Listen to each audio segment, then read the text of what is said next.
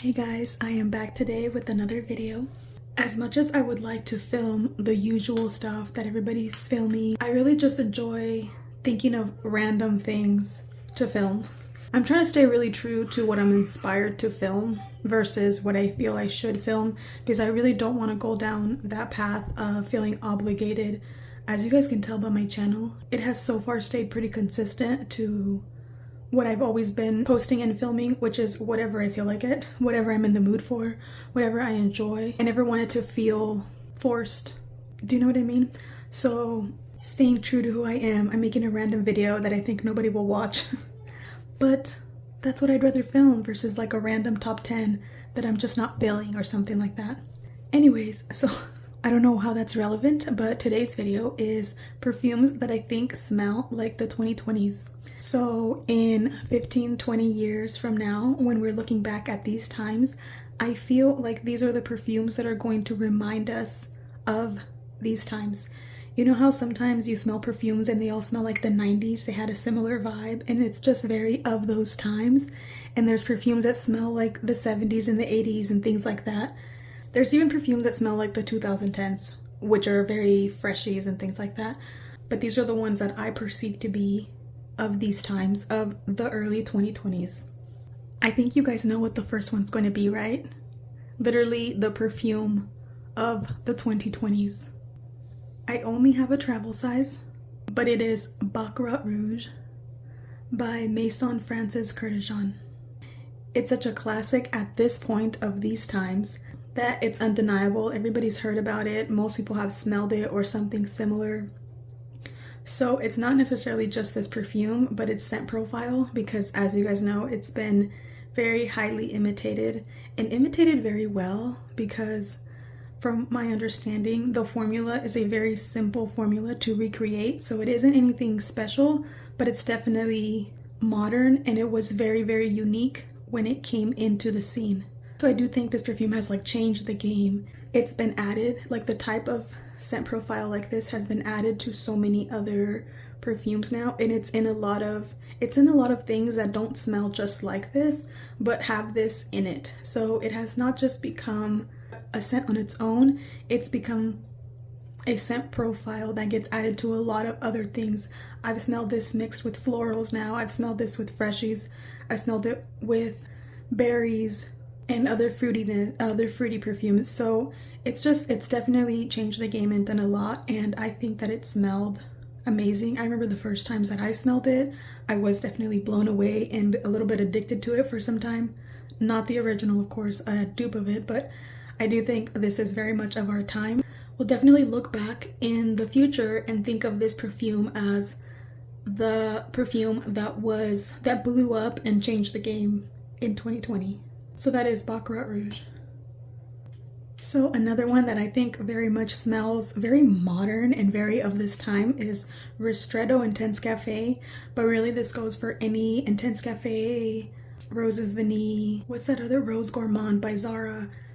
Any of that type of scent profile, which is actually also has been like very duplicated and imitated by this type of like syrupy, jammy rose has now been put into a lot of other fragrances. It is something that I like. It does smell very artificial, like man-made kind of rose. It doesn't smell like a natural fresh rose in a garden or anything, but it's a very modern take on rose mixed with a little bit of coffee or just this booziness that's in it. And I think it smells, like I said, this is a very modern take on a classic rose perfume, like versus a classic rose perfume. It's definitely different than the roses we were used to, and there is something, because it smells very man-made and artificial, there's something really intoxicating about it, just like with Baccarat Rouge, where it's so new that it's like the first time I smelled this, I was remember thinking like, wait, what is that? Like, that is so unique. I've never smelled anything like it, and I wasn't even sure how I felt about it at the moment. I was just really thrown off. Like, my senses were like confused. And it just changed the game for me. Now there's so many other perfumes that are a little bit similar that I really like, and now I can recognize this man-made jammy rose, but I really like it. It's something that I enjoy, and I know that looking back at these times, I'll definitely think of these kinds of rose coffee combinations as very much of the 2020s. So I don't know about you guys, but I had never really smelled a lot of cotton candy, super syrupy sweet perfumes. So to me, this kind of scent profile feels like youthful, but back in my day, that's how you know I'm getting old. But back in my day, there wasn't anything this sweet that I remember. There was fruity. There was definitely sweet fruity, but there wasn't anything like this edible, this candy, this literal cotton candy vibe that's in here. There wasn't anything this cloyingly sweet, and I mean that in the best way. I love this perfume, but to me it does smell very much of these times. Like, the more time has passed by, the sweeter and more like caramely candy-like perfumes have gotten. Some of them, but you know, back then the sweeter ones used to be a little bit more like vanilla and cupcake, and that was kind of it. And I don't even mean that far back, because as you guys know, gourmand notes didn't even used to be used in fragrances up until I think the early 90s or something. So something this syrupy sweet, literal cotton candy, I don't think would have been around, at least not to my knowledge. I could be wrong, but to me, something this syrupy sweet is very much of these times and very youthful, but I find it very decadent and delicious, and I really like it. But like I said, this does feel very much modern and of these times. Another gourmand, which is Angel Share, and what I find modern about this is the booziness. I had never really smelled perfume before with booziness, and this gourmand, where it smelled like something that you could, like an actual dessert that you would eat, but yet it still smelled like a perfume that you'd want to wear. Gourmands have this fine line where if you smell too literal, you no longer smell good, you just smell like you had just gotten out of the kitchen. But this smells like a perfume version of a boozy apple pie. Maybe it's the booziness that keeps it from being just straight up cinnamon apple pie and smelling like Christmas or something. But there's still obviously that little bit of boozy, slightly unisex vibe in here that just makes it so good. And I had never smelled anything like this until I smelled Angel Share, where it was that gourmand but balanced out, that it was so delicious but yet somehow wearable. I mean, wearable obviously in my opinion.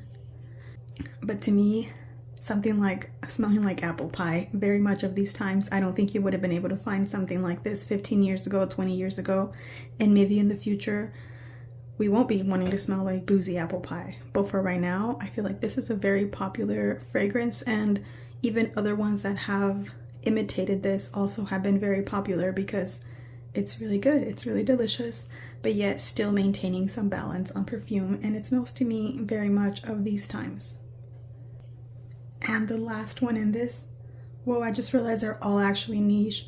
So definitely niche is the ones creating these modern perfumes and kind of pushing the envelope a little bit, versus the designers that are just kind of sticking to the mainstream, what's good and what's sold before and what continues to sell, you know, and they don't actually go too much out of the mainstream crowd-pleasing ones. But this is Blanchebet by Liquid Imaginaires, and what I find very modern in this is the lactonic aspect, literal creamy coconut milk, very, very sweet, very gourmand, mixed with tuberose.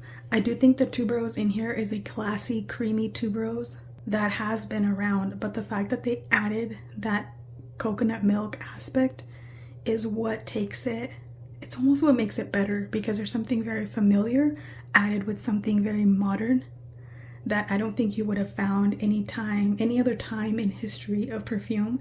You would have been smelling like milk and still enjoying it because it smells amazing. It smells like tuberose milk, tuberose coconut milk, and it's absolutely delicious, and it's such a modern scent. And when I do look back on these times, I'll for sure think of perfumes like this, because before this time I never considered that I wouldn't even have fathomed if they told me there's a perfume that smells like milk and you're gonna love it. I'd be like, ew, no, that's weird. Why would I want to smell like milk? But apparently I do. I really want to smell like milk because it smells amazing. Every time I smell this, if I pass by it, I literally just want to spray it. it's like a compulsive thing because it smells so amazing. I just want it on my body and I want to douse myself in this, and it's amazing, literally amazing and absolutely beautiful and modern. And now I think it's going to be timeless, but I don't know. I think all of these are timeless, but that's just me. So this is it. I just wanted to do 5 of them. I would like to know what perfume you guys associate with these times, with the 2020s. I think if I smell these perfumes, you know, 10-15 years down the road or longer, I'm gonna definitely think back to these times. I would like to know what perfumes you guys think of when you think of these times, when you think of the modern perfumes that we're all into. What comes to mind? I mean, for sure this one is probably like the main one, the Baccarat Rouge. Anyways, that's all for this video. That was just a random idea I had. Let me know what you guys think, and let me know if you've smelled these and if you agree with my choices or what other choices you could add to this list as well.